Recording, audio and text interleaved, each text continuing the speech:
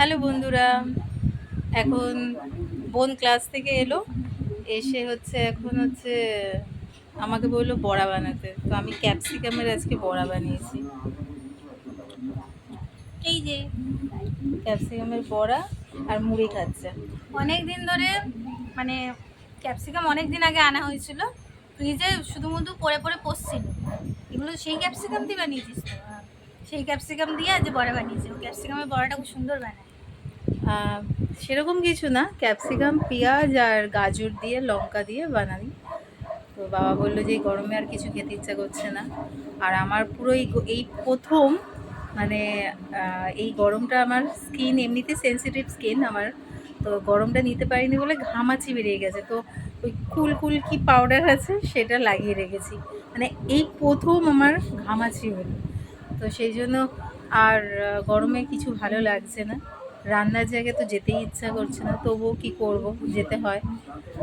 আর এই যে আজকে সবথেকে বড় কথা হচ্ছে, আজকে ও ক্লাস থেকে আসার সময় একটা বন্ধুর সঙ্গে দেখা হয়েছিল, মানে আমাদের সাবস্ক্রাইবার। তো তার নামটা জিজ্ঞাসা করতেই ভুলে গেছে। অদ্ভুত না বলুন? আমাকে দেখে চিনতে পেরেছে, দিয়ে আমাকে বললো যে তোমাকে কোথায় যেন দেখেছি। তারপর বলছে ও হ্যাঁ হ্যাঁ, তুমি তো ব্লগ করো। এবার কথা বলতে বলতে বাসের মধ্যে দেখা হয়েছে, এত ভিড় ছিল বাসে, আমি আর ওই অবস্থায় নাম জিজ্ঞেস করতে ভুলে গেছি। তো মানে তুমি যদি ব্লগটা দেখে থাকো তো প্লিজ তুমি কমেন্টস করে নামটা বলো, যাতে আমরা তোমার নামটা নিতে পারি।